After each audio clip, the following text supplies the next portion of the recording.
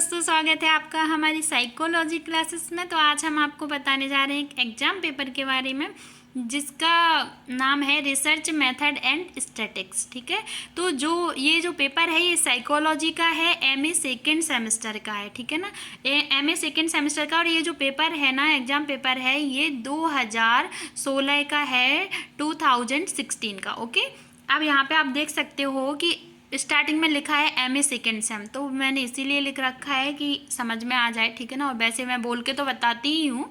तो यहाँ पे साइकोलॉजी इसलिए लिखा है क्योंकि साइकोलॉजी का पेपर है।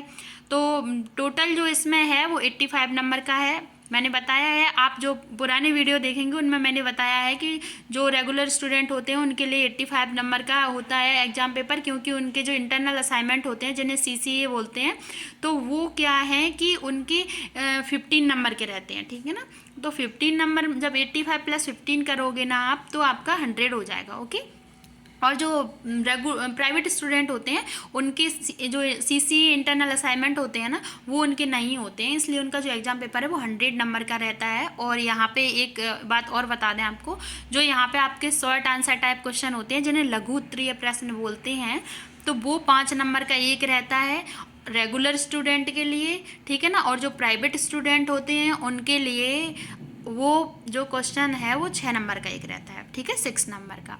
और ऐसे ही जो लॉन्ग आंसर टाइप क्वेश्चन होते हैं तो वो प्राइवेट स्टूडेंट के लिए 12 नंबर का रहता है, 12 नंबर का एक क्वेश्चन रहता है। और जो प्राइवेट स्टूडेंट होते हैं उनके लिए वो ही एक क्वेश्चन जो है 14 नंबर का रहता है, 14 नंबर का रहता है। ठीक है, तो यहाँ पे क्या है कि यहाँ पे ये बात तो मैंने आपको क्लियर कर दी है कि प्राइवेट स्टूडेंट और रेगुलर स्टूडेंट का क्या फ़र्क है। ठीक है ना, इसलिए उनका एग्जाम पेपर 100 का आता है, इनका 85 का आता है। ठीक है, तो आप देखते हैं आप यहाँ पे क्वेश्चंस। ठीक है, तो यहाँ पे क्या है ये भी बता दें कि जो एमए का सिलेबस है उसमें जो यूनिट है वो 5 यूनिट रहती हैं। आपको हर एक यूनिट से आपको एक क्वेश्चन शॉर्ट टाइप का मिलेगा, लघु उत्तरीय प्रश्न। ठीक है, और एक क्वेश्चन आपको दीर्घ उत्तरीय प्रश्न मिलेगा जो लॉन्ग आंसर टाइप क्वेश्चन होता है। ठीक है, तो यहाँ पे आप देख सकते हैं पहला क्वेश्चन क्या है। यहाँ पे मैंने देखो लिखा है निम्नांकित प्रश्नों में से कोई 5 प्रश्नों के उत्तर दीजिए। तो वो इसीलिए लिखा है कि जो यहाँ पे इन्होंने 10 क्वेश्चन दिए हैं उनमें से कोई 5 करना है आपको। ठीक है, अगर आपको ये अच्छा विकल्प मिलता है, यहाँ पे एक अच्छा ऑप्शन है कि 10 में से आपको जो 5 आए आप वो कर सकते हो। ठीक है, लेकिन अगर वो आपको अथवा में दे देते हैं तो आपको उन दोनों में से एक करना कंपलसरी होता है। अगर आपको वो दोनों में से कोई भी नहीं आ रहा है फिर आपको वो छोड़ना पड़ेगा, तो क्या है वो आपके 5 नंबर गए, वो नहीं मिलना है। ठीक है ना, तो इसीलिए क्या है कि इसमें ये वाला एक प्रॉफिट होता है कि आपको जो 5 आ रहे हैं वो कर लो। ठीक है, कभी कभी क्या होता है ऑप्शन जो अथवा में करके दे देते हैं, दोनों आते हैं और किसी एक क्वेश्चन की हम दोनों में से कोई नहीं आता, ये हो जाता है, तो वहाँ पे लॉस हो जाता है ना। तो यहाँ पे ये एक प्रॉफिट होता है अगर ऐसी टाइप से क्वेश्चन दिए देते हैं तो। अब डिपेंड करता है आपकी यूनिवर्सिटी कैसा बनाती है, कॉलेज पे डिपेंड करता है। ठीक है, तो ये जो पेपर मैंने बताया है 2016 का है, 2016 का। ठीक है, और अब आप यहाँ पे देखिए प्रयोगात्मक अभिकल्प को परिभाषित कीजिए। ठीक है, तो डिफाइन एक्सपेरिमेंटल डिज़ाइन। अब दूसरा क्वेश्चन है संयोगीकरण की विशेषताएं बतलाइए। ठीक है, तीसरा क्वेश्चन है एफ परीक्षण के सूत्र को लिखिए। ठीक है, नेक्स्ट है प्रसरण विश्लेषण के उपयोगों को समझाइए। नेक्स्ट है लैटिन स्क्वायर अभिकल्प का क्या महत्व है, लैटिन स्क्वायर अभिकल्प का क्या महत्व है। ठीक है ना, तो यहाँ पे आप देख सकते हैं what is the importance of Latin square design. ठीक है, अभिकल्प डिज़ाइन को बोलते हैं। नेक्स्ट क्वेश्चन जो है वो है समय श्रृंखला अभिकल्प क्या है। ठीक है, नेक्स्ट क्वेश्चन है वो है डंकन के प्रसार परीक्षण की उपादेयता को समझाइए। डंकन के प्रसार परीक्षण की उपादेयता को समझाइए। ठीक है, तो यहाँ पे आप देख सकते हैं, यहाँ पे है explain utility of Duncan's range test. ठीक है, और यहाँ पे नेक्स्ट देख सकते हैं चिन्ह परीक्षण के सूत्र को लिखिए। Write the formula of sign test. ठीक है, तो अब नेक्स्ट क्वेश्चन है, मनोविज्ञान अनुसंधान में कंप्यूटर के उपयोगों की चर्चा कीजिए। ठीक है, discuss the brief the application of computer in psychological research. ठीक है, नेक्स्ट क्वेश्चन है, अनुसंधान प्रतिवेदन के महत्व को बतलाइए। Explain the importance of research report. यहाँ पे मैंने हिंदी के क्वेश्चन, इसलिए मैं हर एक क्वेश्चन को रिपीट कर रही हूँ क्योंकि ये जो चैनल है इस पे हिंदी में ही सब कुछ बताया जाता है, थोड़ा थोड़ा इंग्लिश में भी बता देते हैं, इसलिए इंग्लिश वाले क्वेश्चन जो हैं तो वो मैं कम रीड करती हूँ। ठीक है, तो वहाँ पे दिखते तो सभी हैं, तो आप आराम से देख सकते हो। यहाँ पे देखो, यहाँ पे बता दिया अनुसंधान प्रतिवेदन के महत्व को बतलाइए। Explain the importance of research report. ठीक है, और वीडियो फिर भी ज़्यादा बड़ा हो जाएगा, इसलिए मैं हिंदी वाले ही ज़्यादा जो है रीड करती हूँ। ठीक है, तो इकाई फर्स्ट जो है, इकाई यूनिट फर्स्ट का क्वेश्चन है, तो यहाँ पे आप देख सकते हो, प्रयोगात्मक अभिकल्प के गुणों एवं दोषों की विवेचना कीजिए।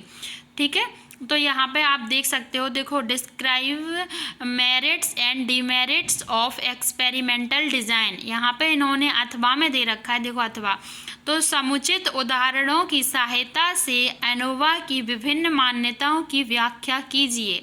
ठीक है, तो यहाँ पे आप देख सकते हो, ये जो इकाई फर्स्ट का था लॉन्ग आंसर टाइप क्वेश्चन है। ठीक है, अब यहाँ पे जो सेकंड क्वेश्चन है वो इकाई सेकंड का है।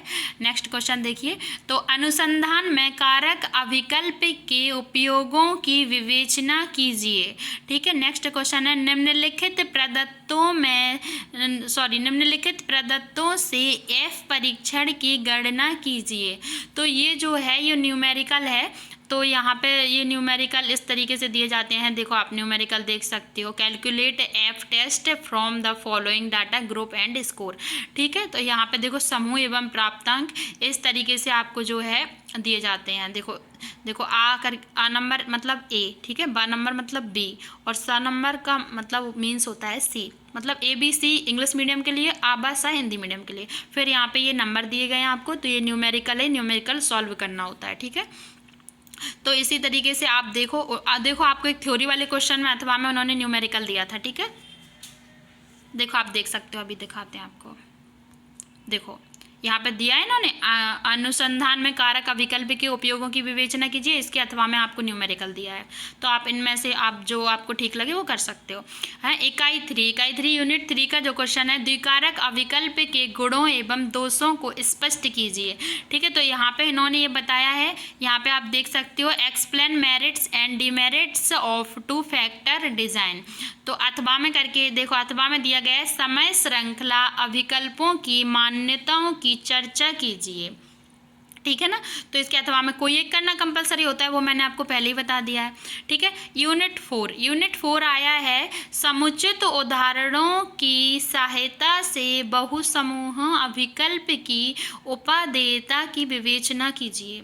ठीक है, तो यहाँ पे देख सकते हो आप, देखो, describe utility of multiple group design with the help of suitable examples. ठीक है, तो यहाँ पे आप देख सकते हो, अथवा में इन्होंने क्या दिया है, देखो यहाँ पे एक इन्होंने अथवा में भी एक आपका जो न्यूमेरिकल है, निम्नलिखित प्रदत्तों की सहायता से मनविटनी के यू परीक्षण की गणना कीजिए। ठीक है, तो यू परीक्षण की गणना कीजिए। यहाँ पे आप देखो, यहाँ पे है, calculate Mann Whitney U test with the help of following data. तो ये जो आपको डेटा दिया गया है, आप वहाँ से देखो कर सकते हैं। तो group A group B English medium के लिए, और समूह ए समूह बी हिंदी मीडियम के लिए। ठीक है, पेपर में हालांकि दोनों लैंग्वेज लिख के आती हैं, तो आप जैसे कभी कभी हिंदी मीडियम वाले बच्चे भी होते हैं, कन्फ्यूज़ हो जाते हैं, नहीं समझ में आता है, तो आप इंग्लिश वाला भी देख लिया करो एक बार। ठीक है ना, तो वहाँ पे आपको कंफर्म हो जाता है कि इस वर्ड का क्या मीन्स है। ठीक है, तो यहाँ पे इकाई 5 यूनिट 5 का आप देख सकते हो, यहाँ पे क्वेश्चन जो है, मनोवैज्ञानिक अनुसंधान में नैतिक बिंदुओं की चर्चा कीजिए। ठीक है, तो मनोवैज्ञानिक अनुसंधान में नैतिक बिंदुओं की चर्चा कीजिए, इसके अथवा में जो क्वेश्चन है वो आपको दिया गया है, किसी भी शीर्षक पर एक अनुसंधान प्रस्ताव तैयार कीजिए। ठीक है ना, तो इसमें है प्रिपेयर अ रिसर्च प्रपोजल,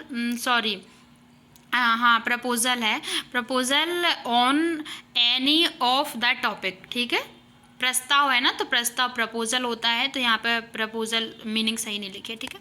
अब आप यहाँ पे जो आपका जो एग्जाम पेपर है वो आपका यहाँ खत्म होता है, ठीक है ना। तो यहाँ पे मनोवैज्ञानिक अनुसंधान में नैतिक बिंदुओं की चर्चा कीजिए। यहाँ पे लिखा है discuss ethical issues in psychological research, ठीक है। तो ये आपका यूनिट 5 के क्वेश्चन है, आपको देखो यहाँ पे अथवा में दिया गया है। इसी तरीके से दिए जाते हैं शॉर्ट में, जो लघु उत्तरीय प्रश्न होते हैं वो भी ऐसे ही अथवा में दे देते हैं। आपको कोई एक करना होता है, अगर आप नहीं करते हो तो आपके जो नंबर हैं वो आपको नहीं दिए जाएंगे, ठीक है।